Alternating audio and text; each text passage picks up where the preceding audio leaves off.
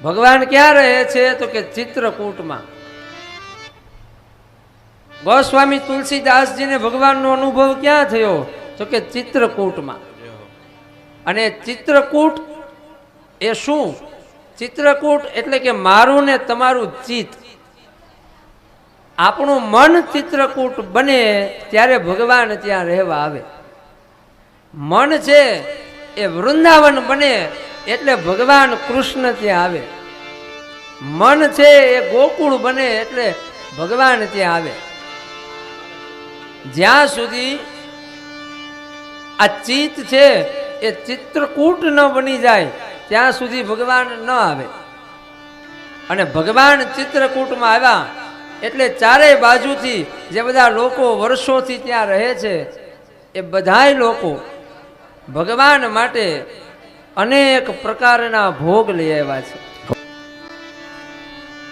કારણ કે ભક્તો અને મુનિઓ જાણે છે કે રાઘવને વનવાસ મળ્યો છે, પણ ભગવાન છે અયોધ્યાના મહેલમાં નિષ્દિન 8 વખત ભોજન કરે છે. આજે પણ તમે હવેલીમાં જાઓ તો ભગવાનને 8 વખત ભોગ ધરવાનો નિયમ છે.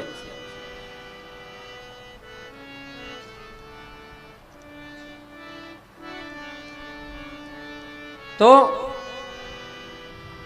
આ વનની પીડા, ભગવાન વનવાસમાં આવ્યા છે તો બધા લોકો આવ્યા, પણ ખાલી હાથે નથી આવ્યા, પોતાના ઘરેથી કંઈક ને કંઈક લઈને આવ્યા છે. અને એક સુંદર મજાનો ઉત્સવ થયો છે. ભગવાન ચિત્રકૂટમાં વસ્યા.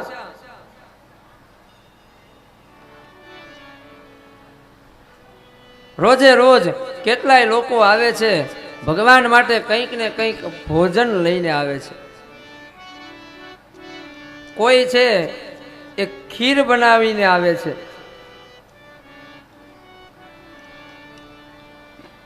કોઈ છે એ ભગવાન માટે એ ગાયનું તાજું દૂધ લઈ આવે છે. શ્રીમદ ભાગવતની અંદર એક સુંદર કથા છે, ગોવર્ધનની કથા. એક વખત બધા જ ગોકુળવાસીઓ એ નક્કી કરે કે આપણે યજ્ઞ કરવો છે. નવું વર્ષ પ્રારંભ થયું છે એટલે બધાય ગોકુળવાસીઓ યજ્ઞ કરવા માટે તત્પર થયા. ત્યારે ભગવાને કહ્યું કે તમે આ યજ્ઞ કોના માટે કરો છો? એટલે ગોકુળવાસીઓ કહે કે અમે ઇન્દ્રને રાજી કરવા માટે યજ્ઞ કરીએ છીએ. ઇન્દ્ર રાજી થાય એટલે વરસાદ આવે, અને વરસાદના કારણે આપણી જમીન ઉપર આપણે જે વાવીએ ને એ ઉગે. એટલે ભગવાન એવું કહે છે કે પિતાશ્રી, તમે ઇન્દ્ર માટે યજ્ઞ ન કરો. તમે ક્યારે ઇન્દ્રને જોયા છે? તમે જેને જોયા છે એ કોણ? તો કે એ છે પ્રકૃતિ. આપણને આ વિશાળ પર્વતો દેખાય છે, આટલા બધા વૃક્ષો દેખાય છે, આ બધી નદીઓ દેખાય છે, એ પ્રકૃતિની પૂજા કરો. અને ગોકુળ ગામની નજીક એક બહુ વિશાળ પર્વત છે, ગોવર્ધન પર્વત. ગોકુળની અંદર બધા લોકો પોતપોતાની ઘરેથી જે પણ કંઈ મીઠાઈ અને ભોગ લઈ આવ્યા છે એ બધા ગોકુળવાસીઓએ એ ગોવર્ધન પર્વતને અર્પણ કર્યો છે. ભગવાનને 2 ભોગ અર્પણ કરવામાં આવે છે, એક તો 56 ભોગ અને બીજું કે અન્નકૂટ. તો આવું શરણાગતિનો ભાવ રાખી અને આપણે એ 56 ભોગની કથામાં પ્રવેશ કરીએ. 56 ભોગની કથા, અન્નકૂટની કથા. ધર્મ ગ્રંથોમાં 84 લાખ યોનિઓનું વર્ણન છે. આ 84 લાખ યોનિઓમાં શ્રેષ્ઠ કોઈ યોનિ હોય તો એ માનવ યોનિ છે. આ એક માણસનું શરીર એવું છે કે જેનાથી ભજન થઈ શકે. હવે આ 84 લાખનો જે આંકડો છે એમાંથી તમે એકને બાદ કરો એટલે કઈ સંખ્યા આવે તો કે 83,99,999. આ 83,99,999 નો સરવાળો કરો ને એટલે એ અંક આવે 56. તેમને જોડવાથી જે યોગ જે અંક બને છે એ 56 નો અંક છે. મનુષ્ય જન્મને છોડી અને બાકીના જન્મોથી મુક્તિ મેળવવા માટે આપણે આ 56 ભોગ ભગવાનને અર્પણ કરીએ છીએ. અને અન્ય ભગવાનને શ્રેષ્ઠથી શ્રેષ્ઠ જે કંઈ છે એ આપી અને પછી ભગવાનના પ્રસાદના રૂપમાં આપણે લઈએ છીએ. એવો ભાવ આ કથાની અંદર છુપાયેલો છે. 56 ભોગ અને અન્નકૂટની અનેક કથાઓ આપણા પુરાણોની અંદર છે. થોડીક શાંતિ રાખજો. કહે છે કે ઇન્દ્રના પ્રકોપથી વજ્રવાસીઓએ એ વ્રજવાસીઓએ બચવા માટે ભગવાન શ્રી કૃષ્ણને કહ્યું કે આપણે ઇન્દ્રનો યજ્ઞ ન કર્યો એટલે આ ધોધમાર વરસાદ વરસી રહ્યો છે, તો હવે આપણને કોણ બચાવશે? ત્યારે કૃષ્ણ ભગવાન હસ્યા અને કહ્યું કે આપણે જેને આ 56 ભોગ અને અન્નકૂટ ધરાવ્યો છે એને જ આપણે પ્રાર્થના કરીએ કે આપણને બચાવે. અને બધા જ ગોકુળવાસીઓએ એ ગોવર્ધનને સ્પર્શ કર્યો. ત્યાં ભગવાન ગોવર્ધન પોતાની સ્થાનેથી ઉપર થયા છે. ભગવાને પોતાના ડાબા હાથની ટચલી આંગળીના નખ ઉપર ગોવર્ધનને ધારણ કર્યો છે. અને એ દિવસથી આ 56 ભોગની પરંપરાનો પ્રારંભ થયો છે. 56 ભોગની એક બીજી કથા છે કે ભગવાન રઘુવીર, ભગવાન શ્રી રામ એ ગૌલોકની અંદર સીતા અને રામ ગૌલોકમાં બિરાજમાન હોય છે. આ ગૌલોકની અંદર એક દિવ્ય કમળ છે. આ કમળની 3 પરત છે. એની 56 પાખડીઓ છે અને 56 પાખડીઓની બરાબર મધ્યમાં સીતા અને રામ બિરાજમાન છે. એટલે રામજીના ભક્તો છે ને એ 56 ભોગ ધરાવે છે. 56 ભોગની અંદર 9 પ્રકારના રસનો મહિમા બતાવ્યો છે. કડવો, તીખો, કસેલો, નમકીન, મીઠો, આ બધા રસનો ખૂબ મહિમા છે. આ બધા રસને ભેગા કરી અને આ 56 ભોગ તૈયાર થાય છે. ભગવાને આપણને ભોજન કરવા માટે કેટલી બધી સામગ્રીઓ આપી છે. અને ભગવાને આપણને એક સંદેશ આપ્યો છે કે હે જીવ, ભોજન કરવાનું કામ તારું પણ એને પચાવવાનું કામ મારું. તું આ જમીનની અંદર એક દાણો વાવ, એ એકના અનેક કરવાનું કામ મારું.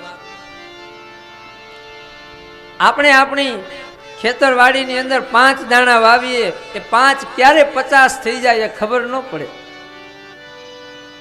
ભગવાન કહે છે કે હે જીવ, તું ભોજન કરતા પહેલા એક વખત મારું સ્મરણ કર. અને માટે તો આપણી પરંપરા છે કે જમ્યા પહેલા આપણે ભગવાનને યાદ કરીએ છીએ. ભગવાન કહે છે કે જીવ, સુવાનું કામ તારું, તને સવારે જગાડવાનું કામ મારું. હે જીવ, કર્મ કરવાનું કામ તારું, પછી એ કર્મનું ફળ આપવાનું કામ મારું.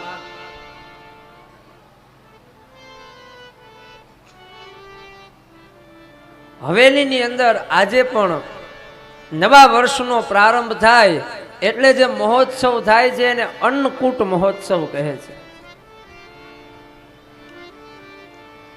ભોગા ન ભૂખતા ભયમેવ લુપ્તા. આપણા શાસ્ત્રએ સંતોએ કીધું છે કે માણસને એવો ભ્રમ છે કે માણસ પોતે ભોગને ભોગવે છે. માણસની કોઈ તાકાત નથી કે ભોગને ભોગવી શકે. ભોગને ભોગવવા વાળા ઠાકોરજી છે. હવે આપણી પાસે ગમે એટલા રૂપિયા હોય અને આપણે ગમે એટલી મીઠાઈ આપણી ઘરે લઈ આવી, પણ ડોક્ટર આપણને એમ કહી દે કે તમને ડાયાબિટીસ છે, તો સામે મીઠાઈ પડી હોય આપણે ન ખાઈ શકીએ. એ મીઠાઈને ખાવા માટે પણ શરીરમાં એક તાકાત હોવી જોઈએ. હોસ્પિટલની અંદર કોઈ વ્યક્તિ પથારી ઉપર પડ્યો હોય, એની સામે ગમે એટલા ભોગ મૂકવામાં આવે એ એક દાણાને પચાવી ન શકે. કહે છે કે માટે તો આ પરંપરાનો પ્રારંભ થયો. આપણા જીવનમાં આપણને જે સૌથી શ્રેષ્ઠ મળ્યું છે એ પહેલા આપણે ભગવાનને ધરીએ. આ 56 ભોગ, આ અન્નકૂટ આપણે ભગવાનને ધર્યા છે. હમણાં આપણે કીર્તન કરશું, થાળ ગાશું, ભગવાનને બધું અર્પણ કરશું.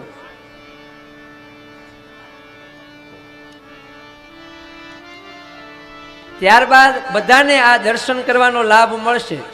ત્યારબાદ આ બધો પ્રસાદ ભેગો કરી અને તમને બધાને, આપણને બધાને આ અન્નકૂટનો પ્રસાદ પ્રાપ્ત થશે. પણ આ અન્નકૂટની અંદર 56 ભોગની અંદર ભાવ એવો છે કે ભગવાનને આપણે કંઈ આપીએ ને તો એ સારું આપીએ.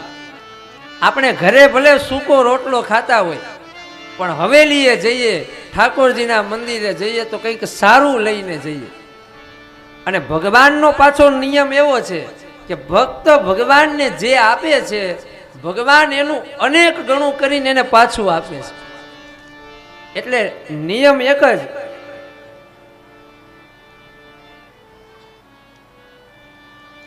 કે તમારે ભગવાન પાસેથી જે જોઈતું હોય એવું પેલા ભગવાનને આપો. શ્રાવણ મહિનો ચાલુ થયો હોય એટલે કોઈ ભક્ત છે એ બજારમાં જાય અને લારીવાળાને પૂછે કે ભાઈ આ કેળાનો શું ભાવ છે. એટલે લારીની અંદર 2 જાતના કેળા હોય. કહે કે ભાઈ જો આ બાજુના જે કેળા છે ને એ 30 રૂપિયાના ડઝન, આ બાજુના જે કેળા છે ને એ 70 રૂપિયાના ડઝન.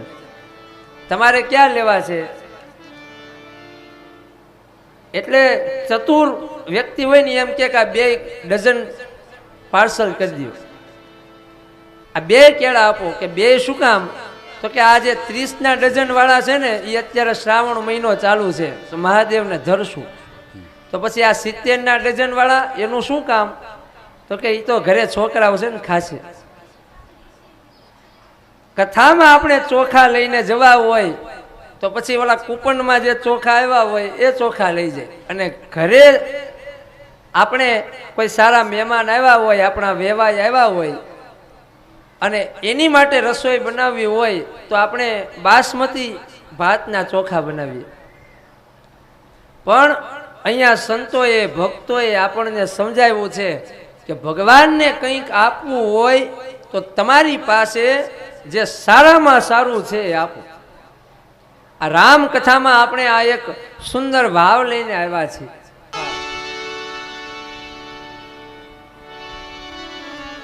કહે છે કે ભગવાને 7 દિવસ સુધી ડાબા હાથની ટચની આંગળીના નખ ઉપર ગોવર્ધનને ધારણ કર્યો.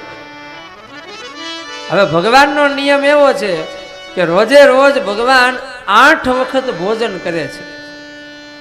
અને જ્યાં સુધી ભગવાને આ ગોવર્ધન ધારણ કર્યો ત્યાં સુધી ભગવાન ભૂખ્યા રહ્યા. 7 દિવસ સુધી ભગવાન ન જમ્યા અને 7 દિવસ ગોવર્ધનને ધારણ કર્યો. બધી વિપત્તિઓ, બધી મુશ્કેલીઓ હટી ગઈ, બધું સારું થયું. એટલે દિવસમાં 8 વખત એમ 7 દિવસનો સરવાળો તમે કરો, 7 ગુણ્યા 8 એટલે અંક મળે 56. બધા જ ભક્તોએ ભગવાનને 56 પ્રકારના ભોગ આપ્યા કે ભગવાન તમે આટલા બધા દિવસ સુધી 7 દિવસ સુધી આ ગોવર્ધનને ધારણ કર્યો. અને આ કથાનો એક મર્મ એવો જ છે કે આ શરીર છે ને એ ગોવર્ધન છે, આ દેહ જ ગોવર્ધન છે. અને આ દેહરૂપી ગોવર્ધનને એ ગિરધારી ધારણ કરે છે. અને આ દેહરૂપી ગોવર્ધનને એ ગિરધારી 7 દિવસ ધારણ કરે છે. અઠવાડિયામાં વાર કેટલા? તો કે 7.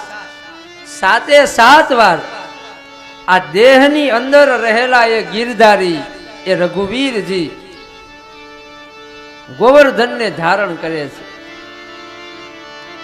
ભગવાન છે એ ટચલી આંગળી ઉપર ગોવર્ધનને ઉપર રાખીને ઊભા છે અને નીચે બધા ગોકુળ વાસીઓ છે. ભગવાન જો જરાય હલે કે ગોવર્ધનને છોડી દે તો નીચે કેટલાય માણસો દબાઈ જાય. અને એ જ ભાવ આપણા જીવનમાં કે આ શરીર હાલે છે, ચાલે છે, ખાય છે, પીવે છે, વ્યવહારમાં રહે છે, સવારે ઉઠે છે, એ શું કામ? કે અંદર ગિરધારી રહેલા છે. એ ગિરધારી એ નાથ આ ગોવર્ધન રૂપી દેહમાંથી જતા રહે તો પછી એનું કોઈ મૂલ્ય નથી. તો 7 દિવસ સુધી ભગવાને ગોવર્ધનને ઉપાડ્યો અને ભગવાન રોજ 8 વખત ભોજન કરે તો 8 ગુણ્યા 7 56. જીવનમાં જ્યારે પણ સમય મળે, જ્યારે પણ ભગવાને કંઈક આપ્યું હોય ત્યારે ભગવાનને અન્નકૂટ ધરવા જોઈએ. જેમ આપણા ઘરે દીકરા દીકરીના લગ્નનો પ્રસંગ હોય તો આપણે કેટલા બધા મિષ્ટાન બનાવીએ કે ભાઈ આજ અમારા દીકરાના લગ્ન છે, મહેમાનોને કેવા ભાવથી જમાડીએ. તો ભગવાન ના આપણા ઉપર કેટલા બધા ઉપકાર છે. ભગવાનના એટલા બધા ઉપકાર છે કે આપણે ત્યારે ભગવાનને ધન્યવાદ જ નથી આપતા. આ 56 ભોગ શું છે? આ અન્નકૂટ શું છે? આ અન્નકૂટના રૂપમાં, 56 ભોગના રૂપમાં આપણે બધાએ ભગવાનનો ધન્યવાદ માન્યો છે. આ 56 ભોગ ધરી અને ભગવાનને આપણે અર્પણ કર્યા એ ભગવાનનો ધન્યવાદ છે. અને એવું ન માનવું કે ભગવાન આ નથી જમવાના. ગુલાબના ફૂલની ઉપર એક ભમરો બેઠો હોય, એના રસને ચૂસી લે છતાં એ ફૂલનું વજન ઓછું નથી થતું. એવી જ રીતે અહીંયા આપણે ઠાકોરજીની મૂર્તિ રાખી છે, સીતારામની મૂર્તિ રાખી છે, એ બધા ભોગનો જે મુખ્ય રસ છે એ ગ્રહણ કરે છે. આ 56 ભોગ અન્નકૂટ એ ધન્યવાદનો ભાવ આની અંદર છુપાયેલો છે. એક સુંદર કથા છે કબીરની કે કબીરજી એક ગામમાંથી પસાર થઈ રહ્યા છે તો કૂવાના કાંઠે 5-7 પનિહારીઓ બેઠી છે. આ 7 બહેનોની વચ્ચે એક સ્ત્રી બેઠી છે, એના હજી નવા લગ્ન થયા છે. હવે એ સ્ત્રી છે એ વાત કરે બીજી બહેનોની સાથે અને વાત કરતા કરતા વારા ઘડીએ એક વાત એમ કરે કે જો આ મારી નથડી છે ને એ મારા પતિએ મને ભેટમાં આપી છે.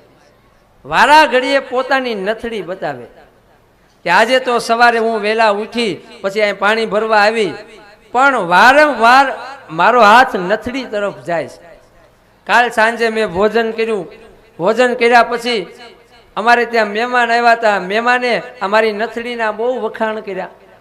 હવે એ સ્ત્રી છે વારા ઘડીએ નથડી નથડી નથડી એમ કર્યા કરે કે આવી નથડી તો આપણા ગામમાં કોઈની પાસે નથી.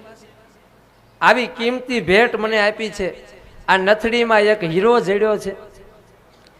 કબીરજી આ બધું સાંભળે 10-15 મિનિટ આ બધું સાંભળ્યું એટલે કબીરજીએ એ દીકરીને કીધું કે બેટા એક વાત તું સાંભળ, આ નથડી જેણે તને લઈ દીધી એનું તું આટલું બધું નામ લેશ તો એક વાર એનું નામ લે કે જેણે તને આ નાક આપ્યું. હવે નાક જ ન હોત તો નથડીને પહેરત ક્યાં? કહેવાનો ભાવ એવો છે કે આપણે આપણા વ્યવહારમાં આપણા જીવનમાં એટલા બધા ગૂંચવાયેલા છીએ કે ભગવાને આપણને કેટલું બધું આપ્યું છે એ આપણને ધ્યાનમાં જ નથી આવતું. ભગવાને આવું સુંદર જીવન આપ્યું તો જીવનમાં જ્યારે સમય મળે તો આપણે આપણા વ્યવહારના પ્રસંગોમાં તો ઘણો ખર્ચો કરતા હોઈએ, ઓછામાં ઓછું જીવનમાં એકવાર આપણા ઈષ્ટદેવને આપણા ઠાકોરજીને આપણે અન્નકૂટ ધરાવવો જોઈએ. પરંપરા તો એવી છે કે જ્યારે નવા વર્ષનો પ્રારંભ થાય ને એ સમયે ભગવાનને અન્નકૂટ ધરાવવાનો હોય છે. આ રામકથા આજે 7મો દિવસ, આ 7મા દિવસે આપણે ઠાકોરજીને આ અન્નકૂટ અર્પણ કર્યું છે. આપણે રોજે રોજ કંઈ ઘરે મીઠાઈ ન જ ખાતા હોય, રોજે રોજ આપણે ફરસાણ ન ખાતા હોય, પણ દરેક વ્યક્તિને આવા સુંદર મજાના ફરસાણ, મીઠાઈ, ફળ ફૂલ બહુ ભાવતું હોય તો આપણને જે પ્રિય છે એ આપણે ભગવાનને અર્પણ કર્યું છે અને ભગવાનને આપ્યા પછી આપણે એ લેવાનું છે.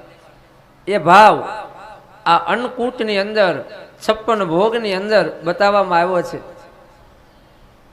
આ ભગવાનને ભોગ અર્પણ કર્યો છે તો ભગવાન જમે ત્યારે કીર્તન કરવું પડે. 10-15 મિનિટ માટે આપણે બધા સાથે મળી અને ભગવાનનું એક સુંદર કથા મંડપમાં જેટલા પણ ભાવિક ભક્તજનો છે, માતાઓ, બહેનો, વડીલો, બાળકો, બધાયને વિનંતી, બધાય બહુ ભાવથી શાંતિથી આપણે આખું કીર્તન ગાવાનું છે. જ્યાં સુધી કીર્તન ચાલુ હોય ત્યાં સુધી ભગવાન અહીંયા જમી રહ્યા છે, તો શક્ય હોય ત્યાં સુધી આપણે કોઈ ઊભા નહીં થઈએ અને બેઠા બેઠા ભગવાન જમી રહ્યા છે ભાવથી કીર્તન ગાઈએ. હે મારા ઘટમાં બિરાજતા શ્રીનાથજી, યમુનાજી મહાપ્રભુજી.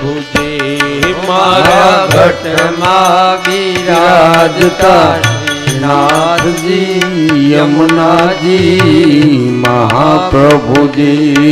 મારું મનડું છે ગોકુળ વન રાવણ, મારું મનડું છે ગોકુળ વન રાવણ. હે મારા તનના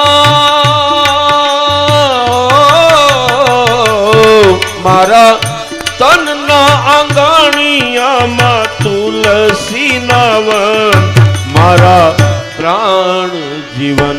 હે મારા ઘટમાં બિરાજતા શ્રીનાથજી, યમુનાજી મહાપ્રભુજી. બધા બોલો એક સાથે.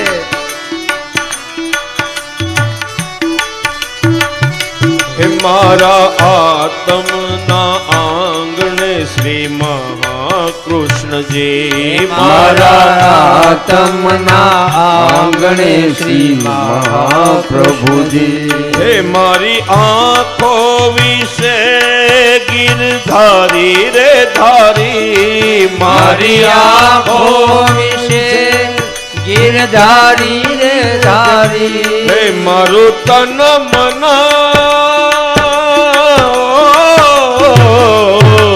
મારું તન મન ગયું છે જેને વારી રે વારી, મારા શ્યામ મોરારી. મારા ઘટમાં બિરાજતા શ્રીનાથજી, યમુનાજી મહાપ્રભુજી. હે મારા ઘટમાં બિરાજતા શ્રીનાથજી યમુનાજી મહાપ્રભુજી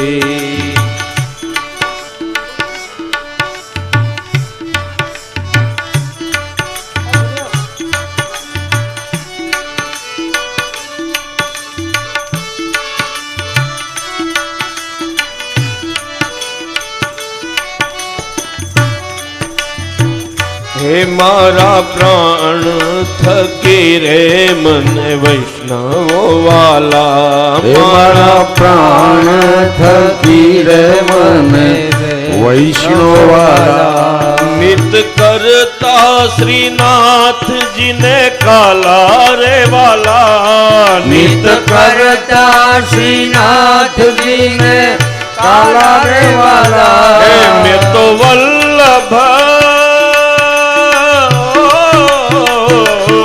मैं तो वल्लभ प्रभु जी ना कीधा रे दर्शन मारू मोही લીધું મન મારા ઘટમાં બિરાજતા શ્રીનાથજી યમુનાજી મહાપ્રભુજી શ્રીનાથજી બોલો શ્રી યમુનાજી બોલો શ્રીનાથજી બોલો શ્રી યમુનાજી બોલો સીતારામજી બોલો સીતારામજી બોલો સીતારામજી બોલો સીતારામજી બોલો હે શ્રીનાથજી શ્રીનાથજી શ્રીનાથજી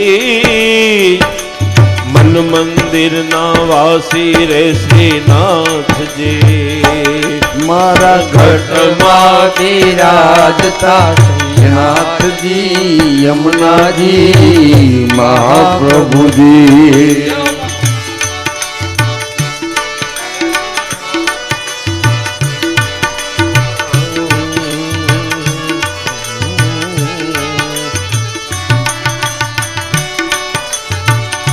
હું તો નિત્ય વિઠ્ઠલ વરની સેવા રે કરું હું તો નિત્ય વિઠ્ઠલ વરની સેવા કરું કે હું તો આઠે સમા કેરી ઝાંખી રે કરું હું તો આઠે સમા કેરી ઝાંખી રે કરું હે મારું ચિતડું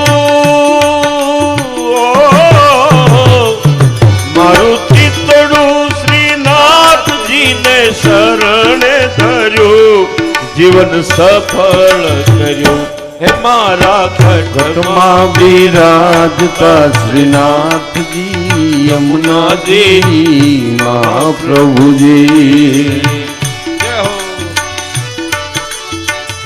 ભગવાન ભોજન કરી રહ્યા છે ભાવથી ભગવાનનું કીર્તન ગાઈએ કે હે ભગવાન આ 56 ભોગને આ અન્નકૂટનો તમે સ્વીકાર કરો જેમ આ મીઠાઈ આ મિષ્ટાન આ મીઠા ફળ તમને જડ્યા છે એવા હે પ્રભુ હે સીતારામજી અમને અમારા જીવનમાં આવું જ મીઠું ફળ આપજો અને કોઈનો ભાર નો રાખે મુરારી આપે વ્યાજ સહિત ગીરધારી ભગવાન કોઈનો ભાર નથી રાખતા ભગવાન આપે છે પણ ભગવાન પાસેથી લેવું હોય તો પેલા એને આપવું પડે હે મેં તો ભક્તિ માર્ગ કેરો સંગ રે સાધ્યો મેં તો ભક્તિ માર્ગ કેરો સંગ રે કાઢ્યો મને ધોળ કીર્તન કેરો રંગ રે લાગ્યો મને ભોળ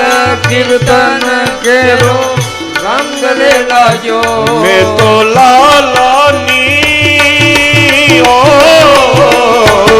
મેં તો લાલાની લાલી કેરો રંગ રે માંગ્યો હિરલો હાથ લાગ્યો મારા ઘટમાં બિરાજતા શ્રીનાથજી યમુનાજી મહાપ્રભુજી ઓ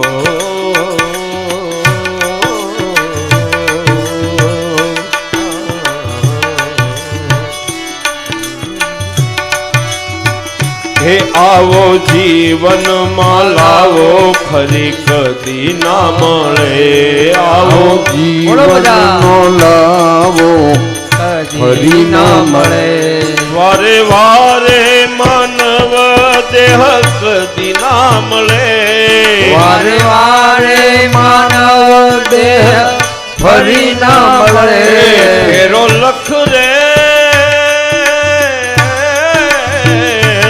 ફેરો લખ રે 84 નો મારો રે ફળે મને મોહન મળે હે મારા સતમાં બિરાજતા નાથજી યમુનાજી મહાપ્રભુજી હે મારા અંત સમય કેરી સુણો રે અરજી મારી અંત સમય તેરી સુનો અરજી લેજો શરણમાં શ્રીજી પ્રભુ દયા રે કરી લેજો શ્રીજી ચરણમાં દયા રે કરી હે મને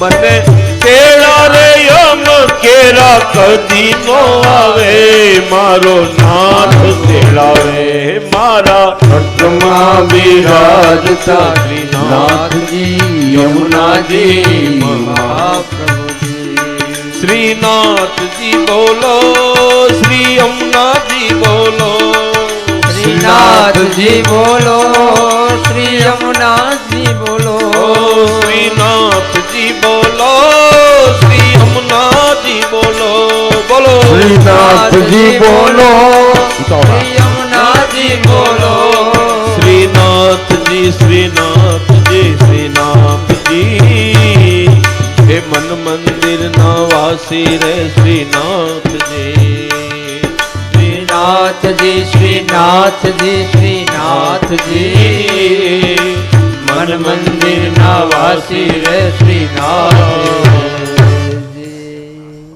બોલીએ રામચંદ્ર ભગવાન કી જય